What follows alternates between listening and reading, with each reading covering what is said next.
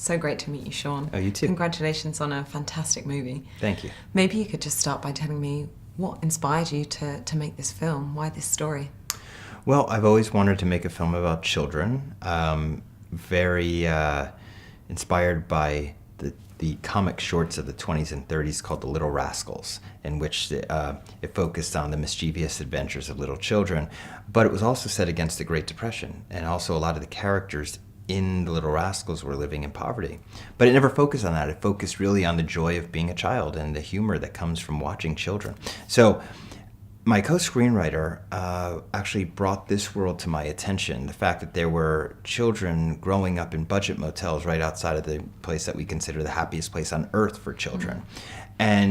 And this was all due, well, partially due to the recession of '08 and the housing crisis that immediately followed it. So it seemed like a sort of a parallel thing going on here, in that we could actually take the Little Rascals model and sort of do an update, have a present-day Little Rascals to a certain degree, and provide the audience with, I hope, a very funny, entertaining 2 hours, but at the same time deliver a very important social message and have them going home at the end of the day thinking about the real little Moonies out there.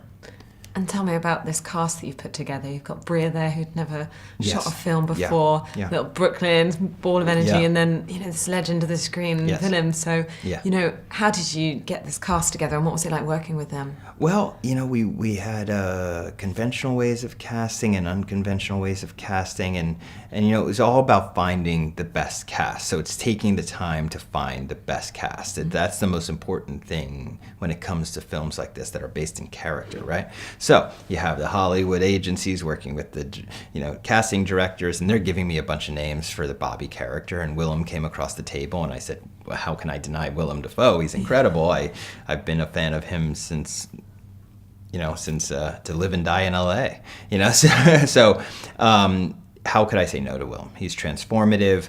He also, when I met him, I realized that he really wanted to take the time to develop his character with me, and so I realized he was a patient man. I was surrounding him with 6-year-olds and first timers. So it was really an honor to work with him, and I really love his performance in this film. And then the other people came in various different ways. We have Bria Venate, who I cast on Instagram, and little Valeria Cotto, who I found in Target. And then we had a local casting company by the name of Crowdshot, and they were providing us with a bunch of kids. And we found Christopher Rivera, and of course Brooklyn Prince that way. And Brooklyn, oh my gosh, I can't tell you how fortunate I am to have found her. How fortunate I feel. I feel like the luckiest director in the world to have found little Brooklyn, because she is on a whole other level. She's like a Mickey Rooney or a Jodie Foster or like the Fannings, where I feel like she was born to do this, and you can tell she understands. She understands the mechanics of acting and the craft of acting, and she understands character development, and she loves doing it. That's the wonderful part about it. You're only given a limited number of hours that you can work with children every day because of child labor laws. So as soon as it reaches 8 hours, you're like, Brooklyn, go home or we're gonna get in trouble, right? And she's like, she never wanted to leave. She always was upset that she had to go at the end of the day, because she really loves what she's doing. And there's a real gritty realism to some of it. Yeah. Some of it almost just seems like it's a documentary style. How would you say your filmmaking style has evolved, say from Tangerine, where you're using the iPhone, and to now?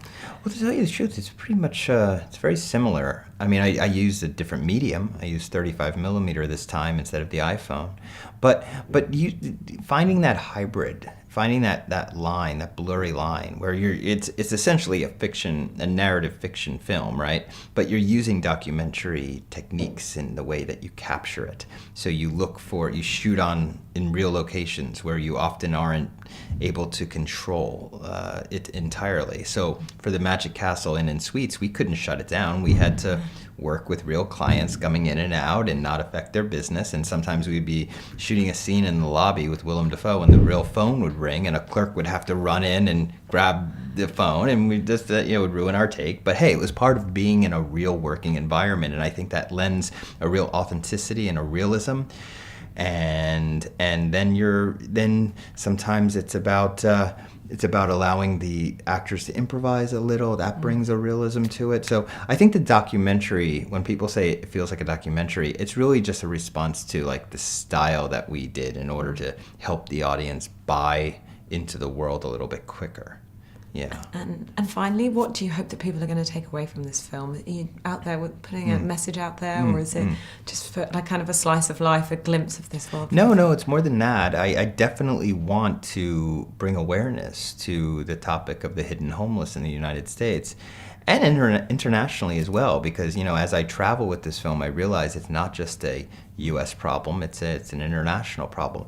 And the fact that, you know, we are in desperate need of affordable housing in this world. And so that's the ultimate message. But I do want audiences to know that I recognize that this medium is an entertainment medium, and they're spending their hard-earned money and choosing one film on a Friday or Saturday night, and we want it also to act as escapism. And I want people to know that they will be laughing. This is essentially a comedy, and you're going to be spending the summer with little Mooney and hopefully being transported back to the summers of your youth.